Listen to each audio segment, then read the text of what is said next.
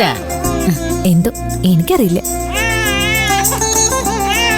കഷ്ടം, 24 മണിക്കൂർ മൊബൈൽ കുത്തിപ്പിടിച്ചിട്ട് കാര്യമില്ല. നാട്ടുകാരെ ചാറ്റ് ചെയ്ത് പരദൂഷണം പറയുന്നതിന് പകരം വല്ലപ്പോഴും ഒക്കെ ന്യൂസ് കാണണം. ഓ പിന്നെ ഞാൻ ന്യൂസൊക്കെ കാണാറുണ്ട്.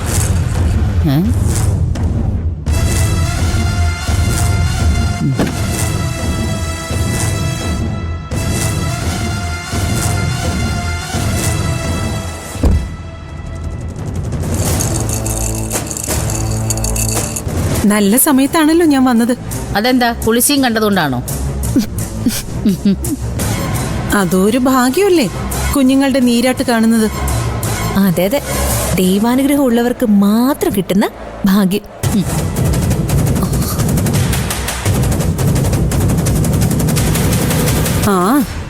ആ അനുഗ്രഹം എന്നും ഉണ്ടാവണമെങ്കിൽ നമ്മൾ ദൈവത്തെ മറന്ന് ജീവിക്കരുത്.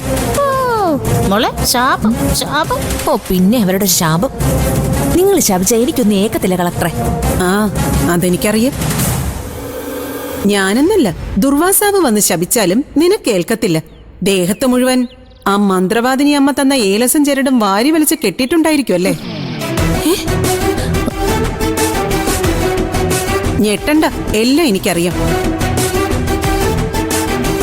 പണി ഇതായി പോയില്ലേ?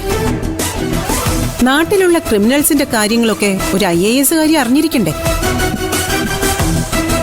പേടിക്കണ്ട, ഞാനിതൊന്നും ഇവിടെ ആരോടും പറഞ്ഞിട്ടൊന്നുമില്ല. വെറുതെ എന്നെ കൊണ്ട് പറയിപ്പിക്കാതിരുന്നാ മതി.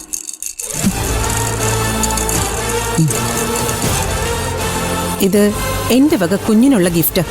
നമ്മൾ തമ്മിലുള്ള പരിഭവവും പിണക്കവും ഒന്നും കുഞ്ഞുങ്ങളെ ബാധിക്കാൻ പാടില്ല. ദാ